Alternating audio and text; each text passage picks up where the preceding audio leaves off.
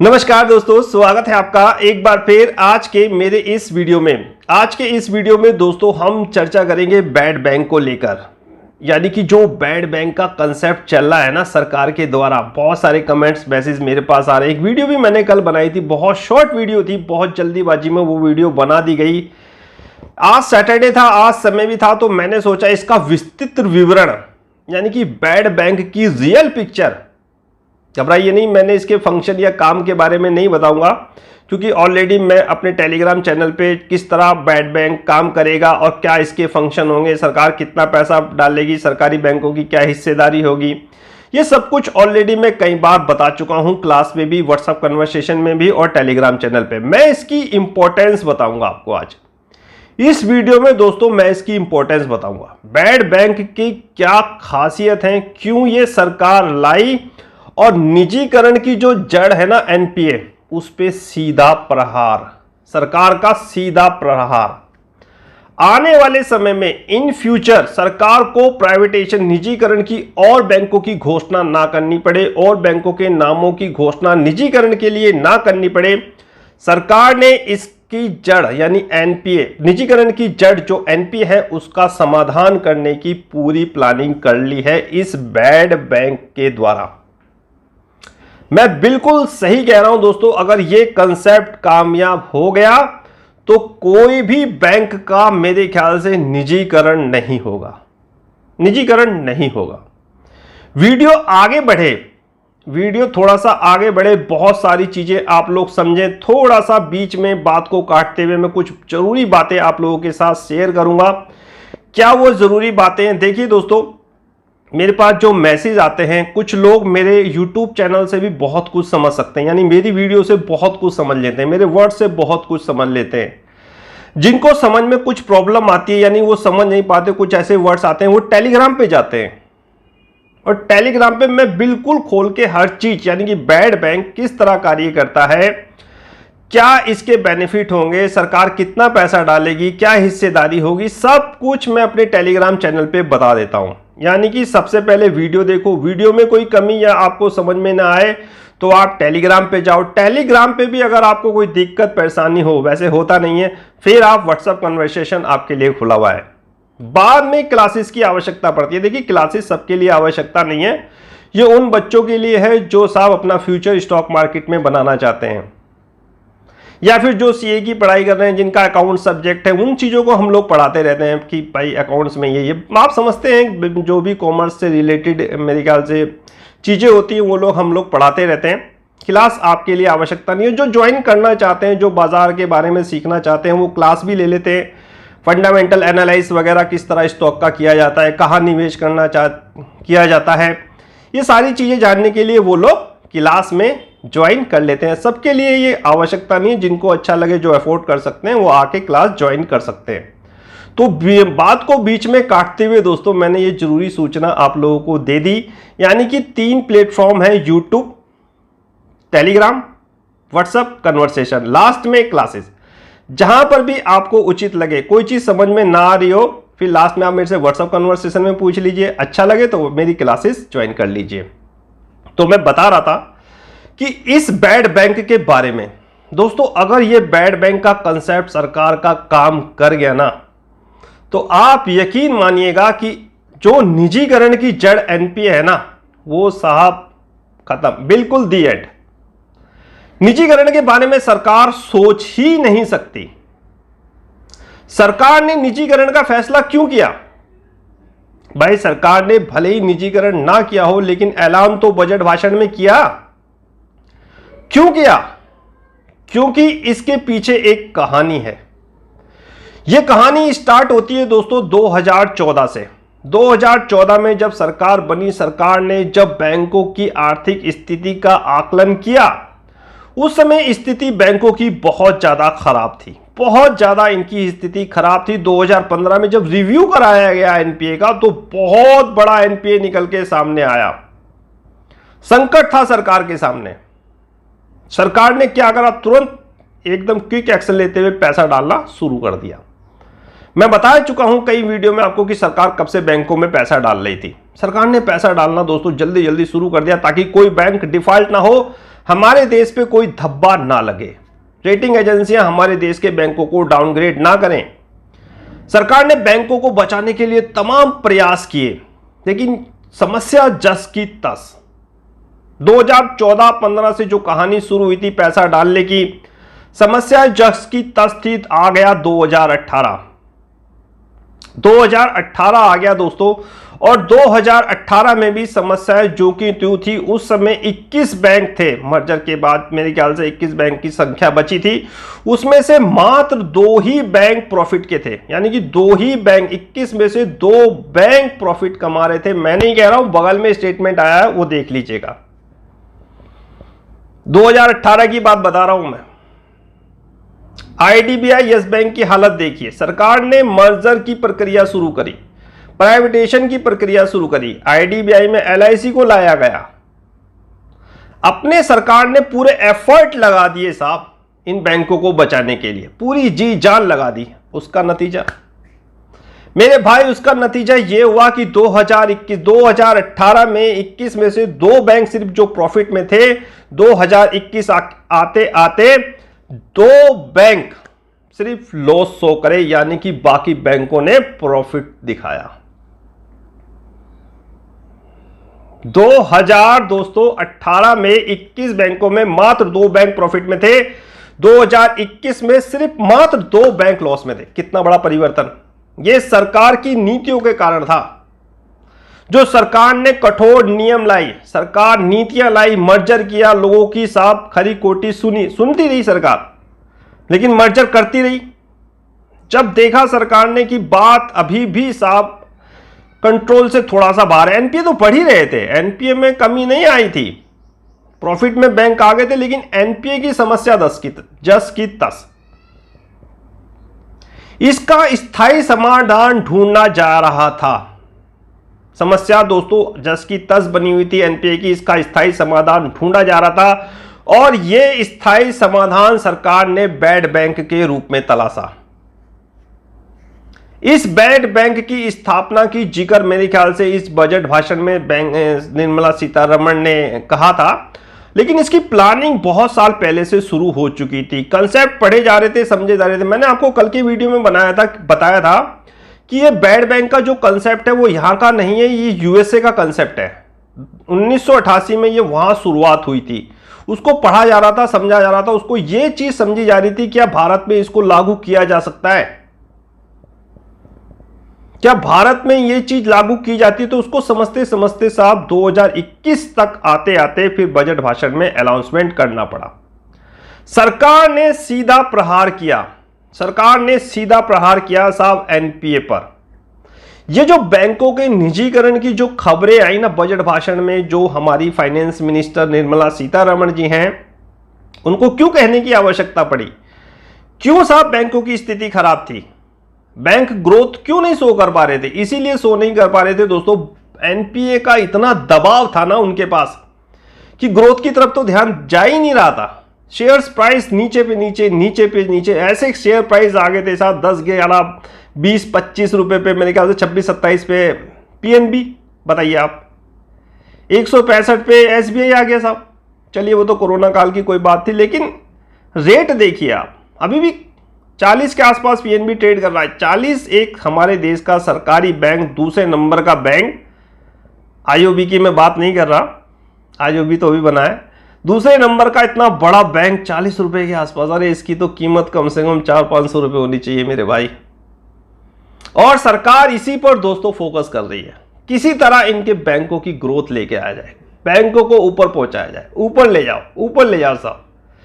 काम ताबड़तोड़ एक्शन हुआ, ताबड़तोड़ एक्शन, मर्जर भी हुआ साहब, प्राइवेटेशन की खबरें भी आई, अनाउंसमेंट भी हुआ, सरकार ने खरी खोटी भी सुनी, सब कुछ, लेकिन सरकार डटी रही।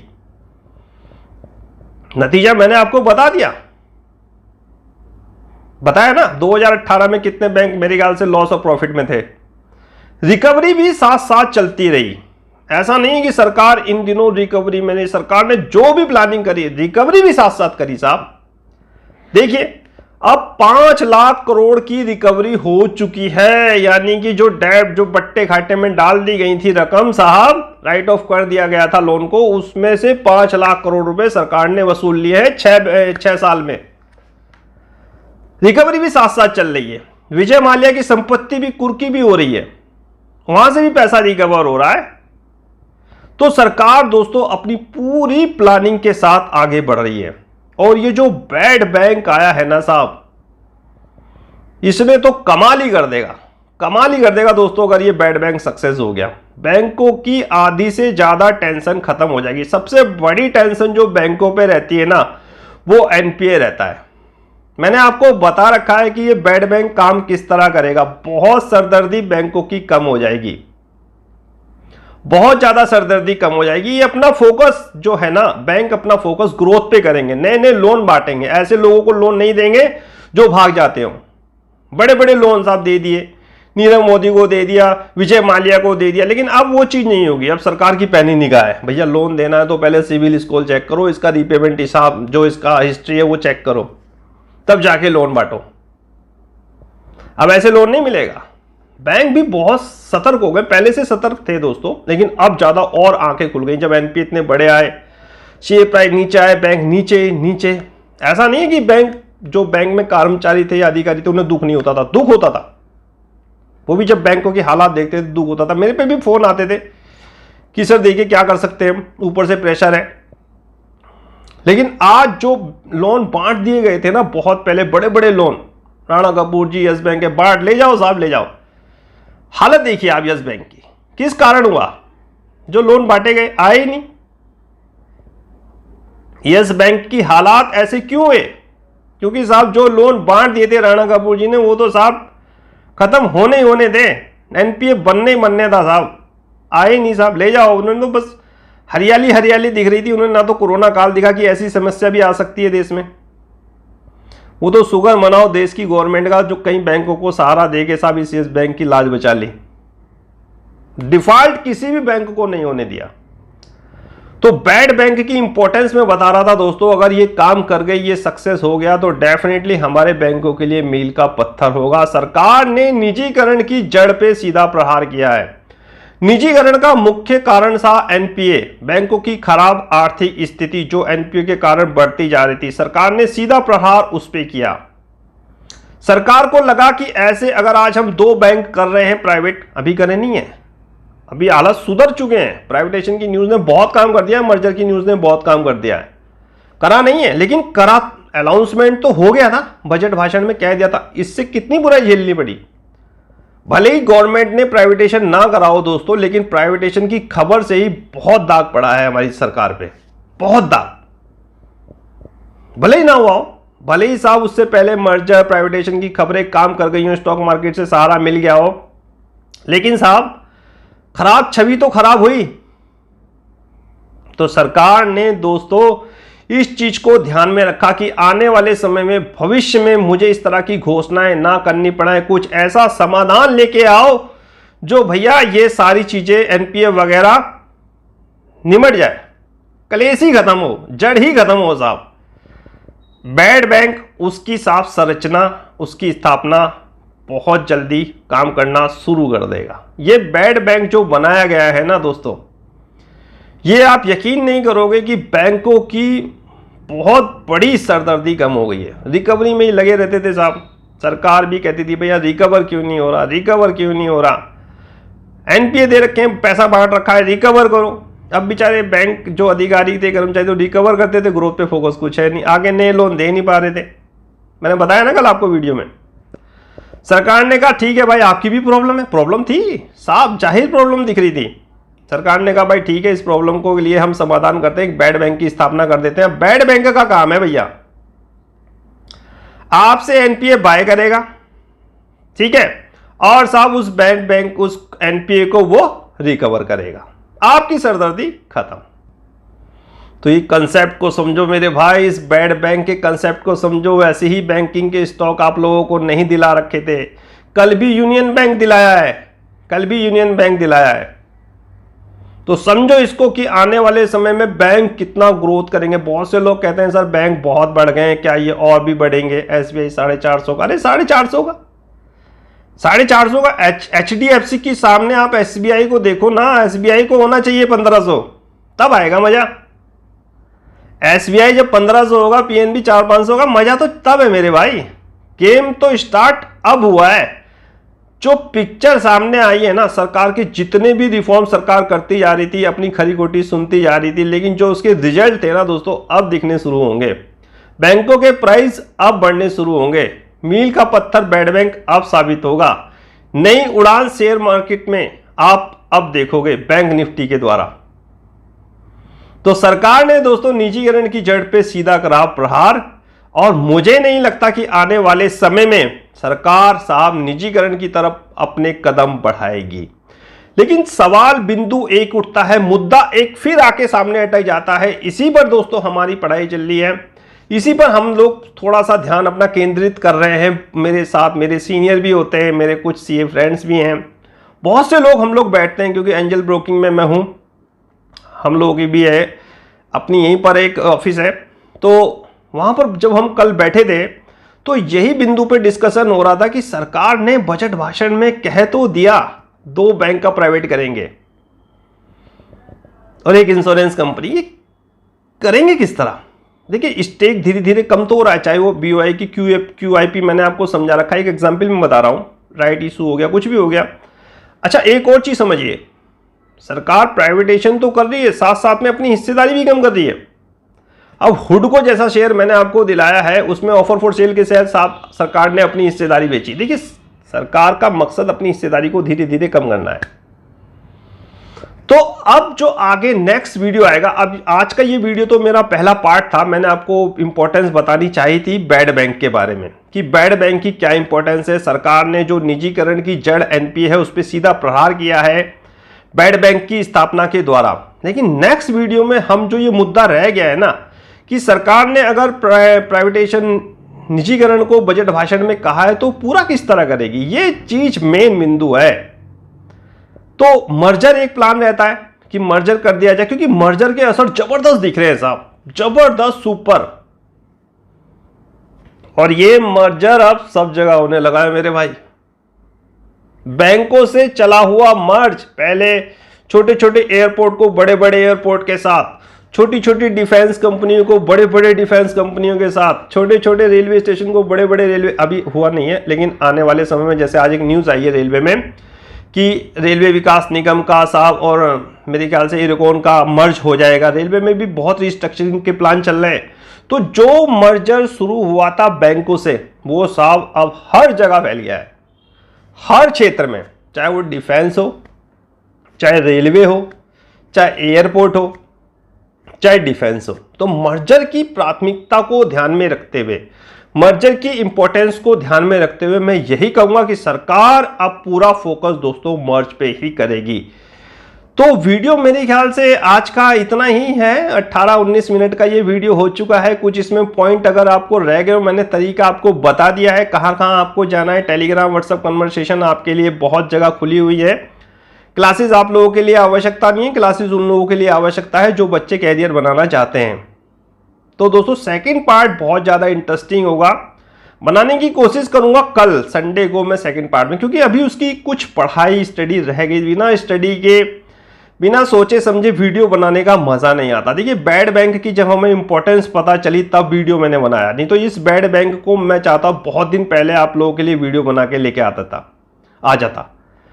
काम कैसे करता है सभी लोग जानते हैं भाई, बैड बैंक बनाया, काम कैसे करेगा, हिस्सेदारी क्या होगी, सब लोग मैक्सिमम लोग जानते हैं, यूट्यूब पे बहुत वीडियो। लेकिन इसकी इंपॉर्टेंस क्या है, आने वाले समय में बैंकों पे क्या प्रभाव पड़ेगा, वो चीज बहुत कम लोग बताते हैं। और वो चीज मैंने आपको आज इस वीडियो के माध्यम से बताने की कोशिश की है। वीडियो अगर पसंद आए लाइक करें, शेयर करें, मेरे चैनल को सब्सक्राइब करें। तो आगे दीजिए मुझे, आज का वीडियो समाप्त करने की। मुलाकात होगी नेक्स्ट वीडियो में, जो भी इसी टॉपिक पर होगा उसमें हम चर्चा करेंगे कि सरकार ने कह तो दिया है, सरकार ने कह तो दिया है बजट भाषण में, तो क्या बैड बैंक उसको कितना सक्सेस होने देगा, यानी कि सरकार के शब्दों को कितना सक्सेस होने देगा, इसी सब बातों पर दोस्तों हम नेक्स्ट वीडियो में चर्चा करेंगे। बने रहिए मेरे साथ, इंटरेस्टिंग वीडियो आते रहेंगे आपके पास। तो आज्ञा दीजिए मुझे, आज का वीडियो समाप्त करने की। मुलाकात होगी कल फिर किसी नेक्स्ट वीडियो में किसी नए टॉपिक के साथ। तब तक कीजिए इंतजार। फाइनली आपसे नमस्कार।